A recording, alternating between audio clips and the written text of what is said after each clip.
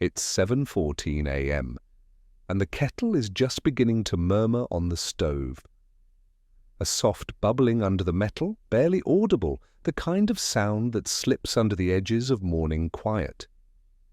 You lean on the counter with one hand, half aware, waiting for the familiar whistle that never quite comes when you expect it.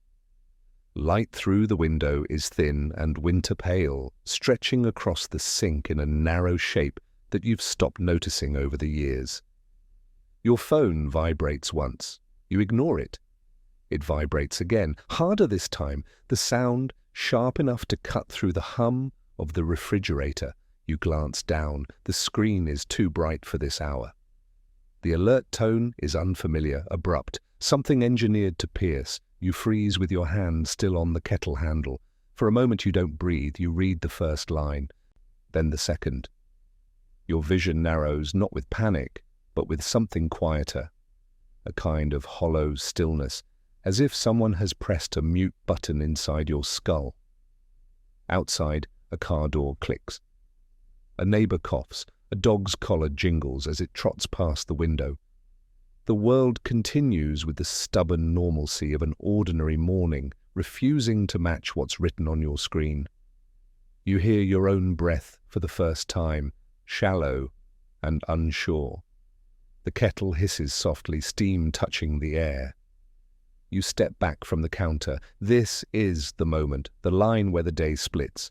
You exhale, slow and controlled. You focus. You act. The first 5 minutes unfold in fragments. Your phone screen still glows in your hand while your other hand rests on the still warm kettle. You keep reading the same words without taking them in. Emergency alert. Ballistic missile threat. Seek immediate shelter. It feels like someone else's alert. Someone else's life.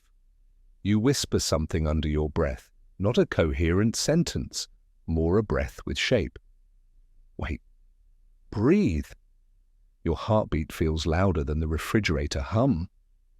You become aware of small things. The faint smell of metal from the kettle's spout. The coolness of the tile floor under your feet. The thin line of sunlight across your wrist. None of this matches the gravity of the message in your hand, and that mismatch creates an almost physical pressure in your chest. You look toward the nearest window, not to check outside, you don't know what you expect to see, but because your instincts need an anchor point. Nothing is different. No sirens, no flashes, no movement. A quiet neighborhood road. A recycling bin at the curb. A jogger in a bright jacket, earbuds in, completely unaware or choosing to ignore what you're holding. Your mind splits in two directions at once.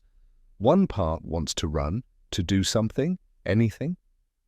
The other part stays very still, listening to the air around you as though stillness itself might reveal the next step. This is when panic tries to take over. A calm voice inside you murmurs. Maybe it's your imagination, maybe some internalized instructor tone from a long-ago emergency drill you sat through in a school gymnasium. You push it back. You inhale slowly through your nose, counting to 4, trying to reset the moment. Your lungs expand. Your shoulders drop half an inch. You're still here.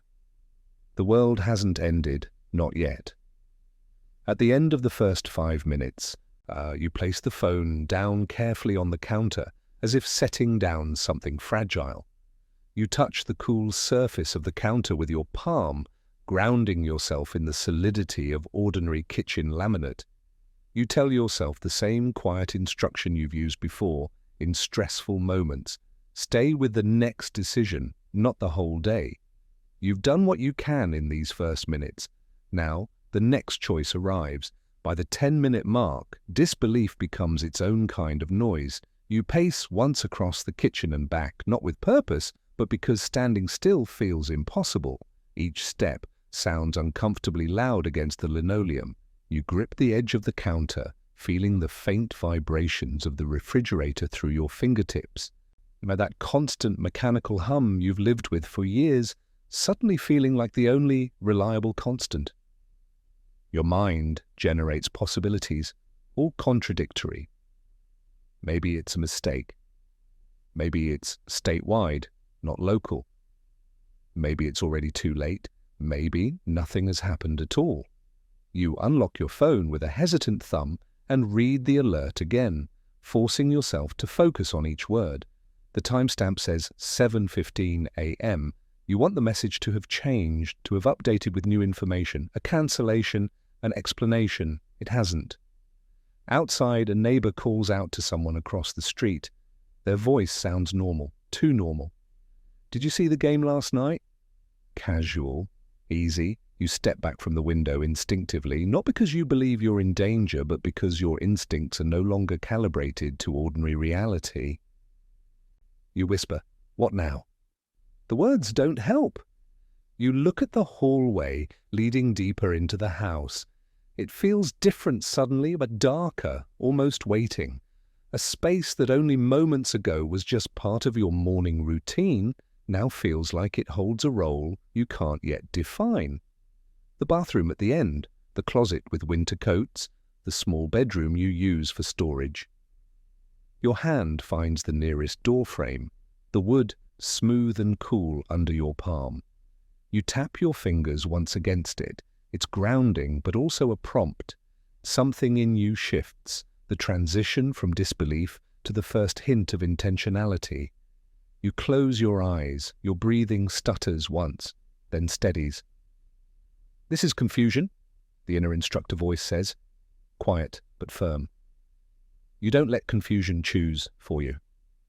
You inhale, exhale. Your shoulders lower half an inch.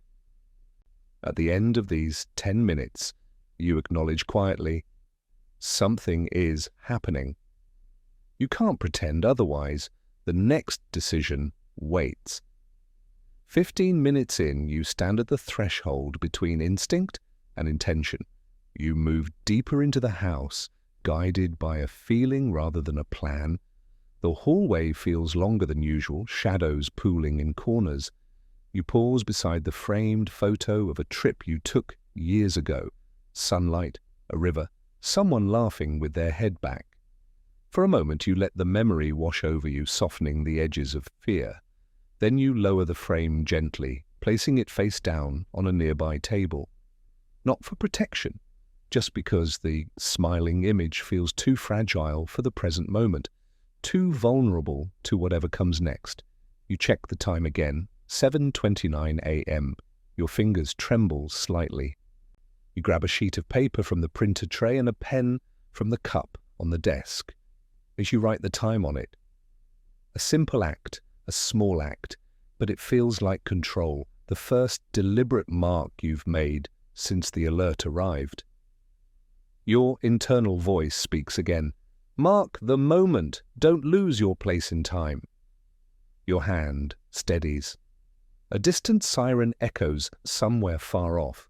Not urgent, not close, but enough to coil a new tension in your stomach. You listen, trying to determine direction and distance. It fades.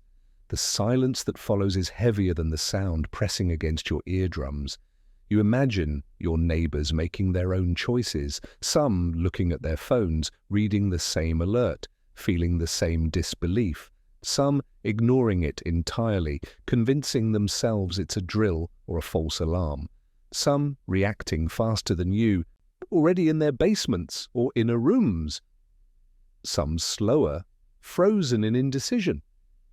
You wonder who's already panicking, who's pretending everything is fine, who's frozen at their own kitchen counter, hand on their own kettle. You swallow hard.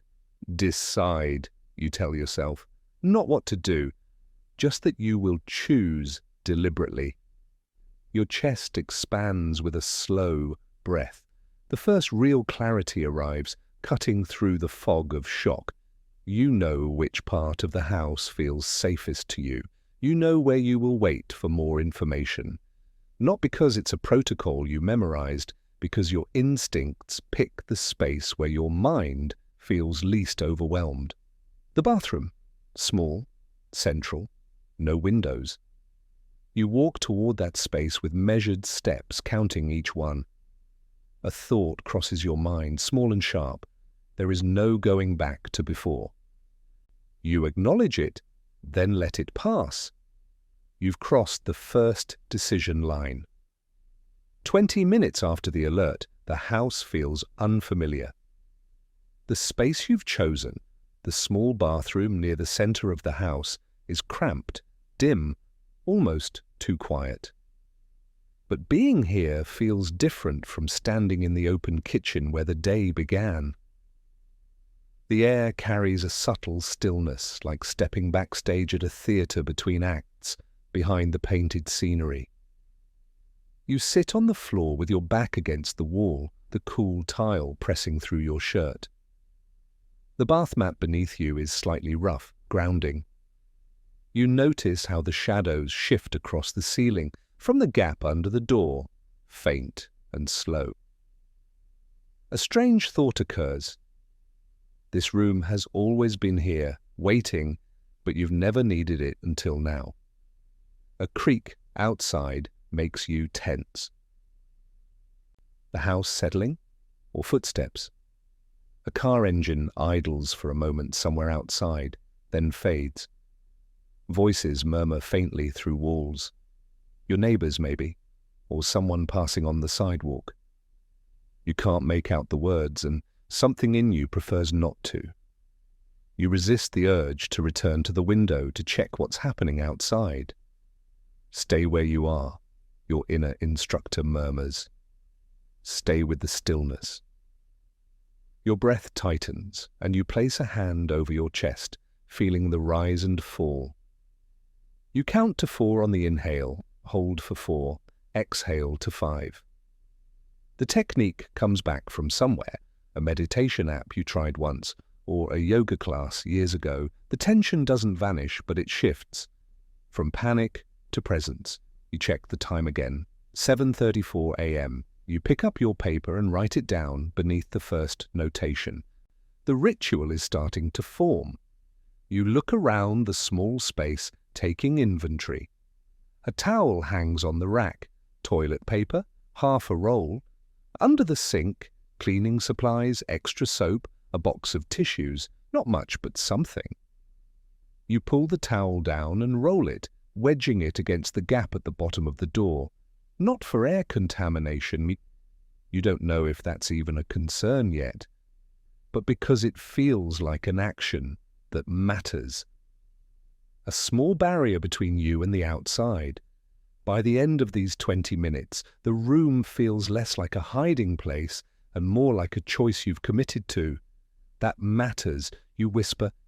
Keep going. You do. By the first hour, the rhythm of survival, fictional as it is, begins to take shape. You move slowly through a few small tasks meant only to give your hands something to do. To keep your mind from spiraling, you fold the hand towel you're not using, smooth it, unfold it, refold it into a tighter square. You arrange a few objects near you on the tile floor. Your phone, the paper, with time notations, the pen, a bottle of water you grabbed from the hallway closet on your way here, not because they serve an immediate purpose, but because order calms your mind, your breathing evens, your heartbeat stops racing. The world outside remains unknown and your mind keeps trying to pull you toward the door, toward curiosity, toward confirmation of what's happening. Each time the impulse rises, you say a single word internally. No.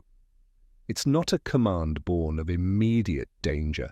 It's a boundary you set to protect your mental state. You imagine a thin line between you and the outside world, a permeable barrier that your mind doesn't cross without intention. Right now, you need to stay here in this small, protected space until you know more. The house creaks once, settling. You stiffen, every muscle tensing, then remind yourself that houses always creak. The wood expands and contracts, the foundation shifts imperceptibly. You say it out loud, quietly. This is normal. The phrase helps more than you expect. Naming the ordinary makes it less threatening. You mark the time again. 8:02 a.m. You sit with your back straight against the wall, hands resting on your knees, palms up. You focus on a single spot on the opposite wall, a faint water stain you've never noticed before in all the years you've lived here.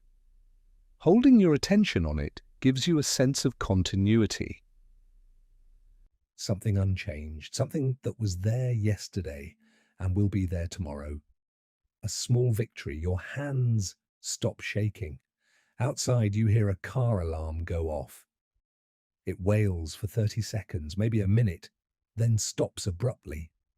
Silence returns, heavier than before. You don't investigate, you don't move toward the sound, you stay. You end the hour with another grounding instruction, whispered into the stillness. You've made a space for yourself. Stay in it. You've done enough for now. By mid-morning, the world outside feels both distant and amplified. You catch faint sounds through the walls. A car speeding past, faster than the residential speed limit. Someone shouting, words lost in the distance. Then silence again, thick and waiting. Each sound creates a tug in your chest, a pull toward curiosity, toward needing to know. You resist? The not knowing is a weight, pressing down on your shoulders, but it is also something you can manage in controlled breaths. You pick up your time paper again and add another note. 8:40 a.m. The routine settles into your body, becoming automatic. You sit cross-legged now, knees complaining slightly from the hard tile floor. You rub your thumb against the seam of your jeans, following the ridge of stitching. The texture steadies you, gives your nervous system something concrete to process. Your breathing slows. Your mind wanders briefly toward worst-case imaginings, mushroom clouds, fallout, radiation sickness, but you pull it back gently, like redirecting a wandering child. Not now, you whisper. Outside, maybe the world is shifting, maybe buildings are collapsing. Maybe nothing is happening at all, and this is all precautionary. You tell yourself that unseen changes don't require immediate reaction. In this fictional space you've created for yourself, the safest action is emotional stillness. Reacting to what you imagine is more dangerous than waiting for facts. You close your eyes and let the quiet settle over you, even as your imagination tries to fill the silence with danger, with disaster, with loss. You treat every intrusive thought like a passing car, observed, acknowledged, then allowed to fade into the distance without chasing it. When you open your eyes again, the room feels slightly more familiar, as if your presence has shaped it. The shadows fall the same way, but now you know them. The faint smell of soap and tile grout has become your atmosphere. You check the time on your phone. The battery is at 73%. You make a mental note. Use it sparingly. You don't know how long you'll need it. You write the time down, a ritual, a tether. Your final thought for this stretch of time is simple. You stay here. You stay steady. And you do? The tile is cold beneath you. Your back aches slightly from the hard wall. But you remain. By the third hour, the psychological challenges shift. Your body begins to feel the strain of stillness, stiffness in your neck that wasn't there an hour ago, a dull ache behind your knees, the faint dryness in your mouth that makes you acutely aware of your water supply. 3 bottles may be enough for a day, maybe 2 if you're careful. Fatigue settles not as sleepiness, but as a subtle mental fog, the kind that makes thoughts drift in slow loops, circling back to the same anxieties. You tap your fingers against your knee, once, twice, 3 times. The repetition keeps your mind anchored. A small act, insignificant on any other day, becomes a method of staying present, of not disappearing into panic. You reach for the small, battery-powered radio you grabbed from the kitchen drawer. You'd almost forgotten you had it, a relic from power outages past. You turn it on, static pours out, white noise that fills the small bathroom with sound. You try turning the dial slightly, searching for any station, any voice, any signal. More static, less static, a faint warble that might be music or might be interference. No meaning in any of it. You set it down again, leaving it on at low volume, and accept that clarity may not come for many hours. You feel the first wave of frustration rise, a sense of helplessness, like shouting underwater where no one can hear you. Your breath quickens. Your fingers curl into fists, nails pressing into palms. Name it, you whisper to yourself. You call it fear. And something in you loosens. The naming creates distance, turns the emotion from an overwhelming force into an object you can observe. You stretch your legs out in front of you, feeling the muscles protest. Roll your shoulders, hearing them crack. Close your eyes. You picture your fear as a physical shape. A cloud of grey smoke sitting somewhere outside your body, hovering in the corner of the room. And imagine yourself taking one step back from it, not eliminating it, just giving it space. You check the time again, 10:18 a.m. You write it with careful precision. At the end of hour 3, you tell yourself, you've survived harder waiting than this. It's not entirely true, but it steadies you anyway. The lie is merciful. Sometime around the 4th hour, a knock echoes through the house, not loud, not frantic. Just a single, deliberate knock at your front door. Your entire body tenses before your mind can process or reason. You stare at the bathroom doorway as though the sound might have left a visible trace in the air, ripples you could see. You hold your breath without meaning to, your lungs frozen mid-inhale. Another knock, softer this time, almost tentative, a voice, too muffled and distant to distinguish words, but human, definitely human. Your instincts fight each other with equal force.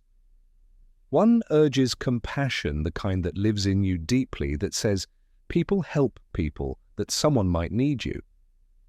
The other urges caution, rooted in a fictional logic you accepted when you chose your space hours ago, that says opening the door means losing the safety of your sealed environment, means risking whatever might be outside. Your hand rises halfway toward the bathroom doorknob before you stop it. Your fingers hover in mid-air. Your breathing is uneven, ragged. Wait, you tell yourself. You listen with every fiber of attention you possess. No more knocking, a final shuffle of footsteps outside, receding. Silence, your hand drops to your side. You feel a sting behind your eyes. Guilt mixing with fear, creating something caustic and uncomfortable. You swallow it down, not because you don't care about whoever was at your door, but because you know you cannot manage another unknown variable right now. Your mental reserves are too thin. You're barely holding yourself together. The silence that returns feels heavier than before, weighted with the presence of a choice you made. You sit back down slowly, knees trembling slightly, and lower yourself to the tile floor. You write the time, 11:03 a.m. The motion steadies your hands, gives them something purposeful to do. You whisper a quiet apology to no one in particular, to whoever that was, to your own conscience. This is the cost, you tell yourself, voice barely audible. Feeling it and staying anyway. The guilt doesn't leave. You let it sit beside the fear, another companion in this small room. You breathe around both of them. Midnight arrives like a soft tide, gradually and then all at once. The house is colder now. You pull the blanket around your shoulders. You retrieved it from the hallway closet during a brief, careful venture out of the bathroom hours ago. You tuck your feet under you, trying to conserve warmth. Your face feels warm from hours of tension held in your jaw. Your hands feel cool, almost numb at the fingertips. You mark the time again. The paper is filling with small notations, a column of times that tells the story of your endurance, each one a reminder that time is still moving, still passing, even when the world outside feels frozen in crisis. Your radio crackles occasionally, still just static, with rare moments of something that might be a voice before dissolving back into white noise. You leave it on anyway, volume low, a companion of sorts. The hiss of static is strangely comforting now, a sign that the electromagnetic spectrum still exists, that the world hasn't vanished entirely into silence. Fatigue makes your thoughts slow, syrupy. You struggle to keep your eyelids from drooping, from giving in to the exhaustion.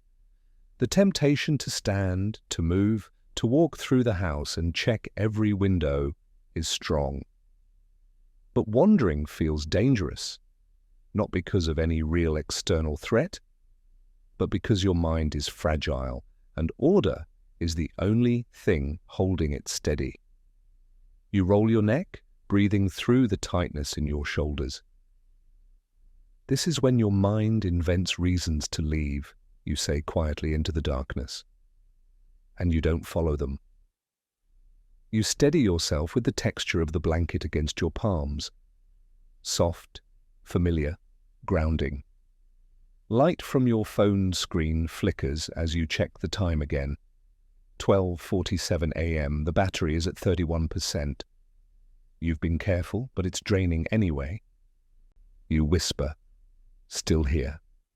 The words are both statement and reassurance, proof of presence. You rest your head gently against the wall and let your breathing deepen, slow. You drift between wakefulness and a shallow, uneasy rest where sounds filter through. A distant siren, the house settling, your own heartbeat. By midnight, you have endured an entire day of not knowing. 15 hours in, the silence feels like a living thing. It settles into the corners of the room, into the folds of your blanket, into the slow rhythm of your breathing. Even the creaks of the house seem subdued, respectful of the quiet. You rub your palms together for warmth, generating friction, then press them against your cheeks, grounding yourself in the simple fact of your own body, your own warmth, your continued existence. Your radio crackles again, just static, but you listen to it as though it might suddenly form words, as though meaning might emerge from randomness. It doesn't. You adjust the dial fractionally, searching through frequencies. Nothing. The weight of isolation presses against your chest, a physical sensation like someone sitting on your ribcage. You exhale slowly, deliberately.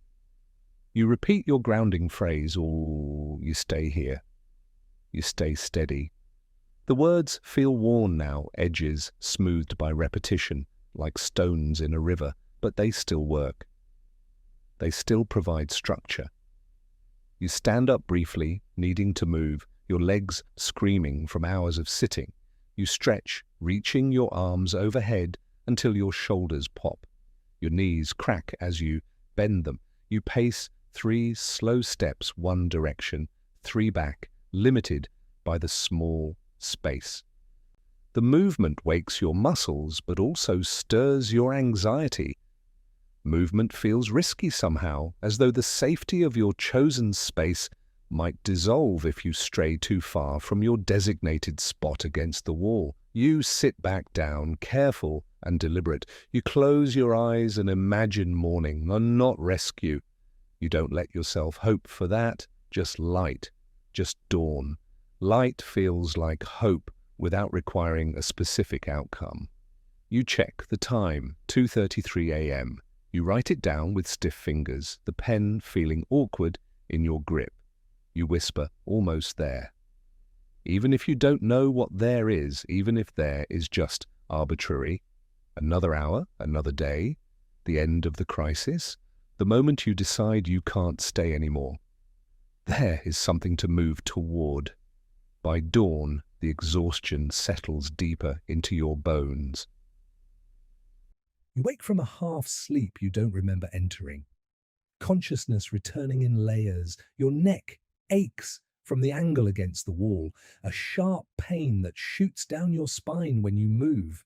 Your mouth is dry, tasting stale. Your limbs feel heavy, weighed down by gravity that seems stronger than yesterday. The blanket has slipped from your shoulders and lies pooled around your waist in loose folds. For a moment, you don't remember why you're here, sleeping on a bathroom floor. Then you do. The weight returns. Not panic anymore, but a dull, persistent awareness that the crisis hasn't ended, that you're still in it, that the danger is ongoing. You shift your position carefully, wincing as your joints protest the movement. Your body feels older than it did yesterday morning, aged by stress and stillness. You check your phone. 6:47 a.m. Nearly 24 hours since the alert. The battery is at 18%. You'll need to conserve it even more carefully now. You write the time with a hand that shakes slightly from fatigue, not fear. The page is almost full now, a record of endurance in small, neat numbers marching down the paper. Each timestamp is proof of a moment survived. You whisper to yourself, you made it through the night. The words feel fragile, but true.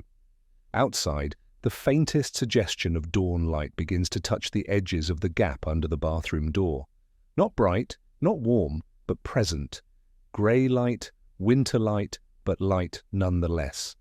The world is still turning. The sun still rises. Basic cosmic functions continue. You fold the blanket with slow, deliberate movements, your muscles stiff and uncooperative. The ritual of order still matters. You smooth the creases with your palm, making it neat. One more hour, you tell yourself, then reassess. You've learned to think in small increments, manageable chunks of time. It's kept you sane. Light begins to seep into the room in faint, hesitant shades. You blink against it, eyes adjusting after hours in dimness. The light through the gap under the door has strengthened from grey to pale yellow, the colour of weak tea.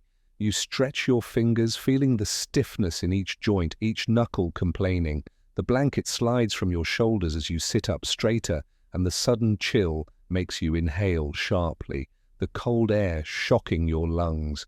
You shift your weight and stand slowly, using the wall for support, your muscles complaining with every movement. Your left foot has gone partly numb from your position. Pins and needles shoot through it as blood flow returns. You move toward the bathroom door, not to leave, not yet, but to look outward into the hallway through the gap. The house is dim, quiet, cold. You can see dust motes suspended in the shaft of early light. For the first time since the alert arrived, you feel the day ahead instead of just the moment pressing against you. A shift in perspective, subtle but real. You rub your neck, working out the knots, roll your shoulders, hearing them crack. Then you return to your chosen space, lowering yourself back down. You check the time, 7:12 a.m., nearly 24 hours exactly. You write it down, the last notation completing the page. You smooth the paper with your hand, surprised by how much it means. A record of endurance, a mark of presence, proof that you stayed, that you endured, that you didn't give in to panic or impulse. You whisper to yourself, you made it through the night. The words feel fragile, but true. You survived the hardest part, the not knowing, the waiting, the isolation. Whatever comes next, you've proven something to yourself. Sometime after dawn, your radio shifts, a tone, a fragment of a voice, static. Then another fragment, clearer this time, cutting through the white noise.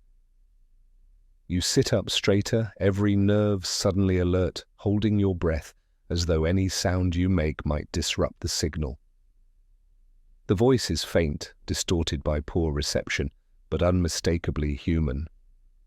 You can't make out the words, not yet, but the cadence alone. the rhythm of human speech, brings a wave of relief that loosens something deep inside your chest, something that's been clenched tight since yesterday morning. Oh, the world hasn't vanished. Someone is talking somewhere. Someone is broadcasting. Oh, you close your eyes and listen, letting the fragments wash over you like water. You don't need clarity. Not yet. You don't need to understand what they're saying. Just the presence of another voice is enough. Just knowing that somewhere someone is alive and communicating. You adjust the dial carefully, trying to tune it in better. The static shifts. The voice grows slightly stronger, then fades again. You hold the radio at different angles, trying to catch the signal. There, a clearer moment. Emergency broadcast system, remain indoor, further instructions. Then static again, but it's enough. You whisper, a signal, finally. Your throat is tight with emotion you didn't know you were holding back. Not quite tears, but close. Relief. Profound and overwhelming. You sit with your back against the wall, letting the relief settle through your body slowly, carefully, like letting warmth seep back into numb fingers after coming in from the cold. You can't rush it. You can't force it. You just let it come. You breathe. The radio continues its intermittent broadcast, and you continue listening. By mid-morning, the room feels different. Not safer. You can't know if you're truly safe yet, but no longer hostile, no longer a place you entered under duress. It feels shaped by you now, marked by your presence, your decisions, your discipline over the past 24 hours. You fold the blanket neatly and place it beside the wall. You stretch your legs and feel the floor steady beneath your feet, solid and real. You pick up the paper filled with time marks and run your thumb along its edge, feeling the slight texture of ink where you pressed the pen. Each notation is a moment you stayed present, a moment you didn't let fear choose for you. You walk to the bathroom door and open it slowly. The hallway beyond is still, bathed in morning light from the living room windows. You don't go further yet. You just stand at the threshold, looking out, letting yourself see the familiar space of your home. Your water bottle sits on the sink counter, where you placed it hours ago. You pick it up and hold it to the light from the doorway, noticing the condensation on the inside, the small mark you wrote on it last night with a marker from the medicine cabinet. Day 1. A quiet acknowledgement of the passage of time, a way to track if this goes on. You exhale. Not a triumphant breath, a steady one. You whisper, you're still here.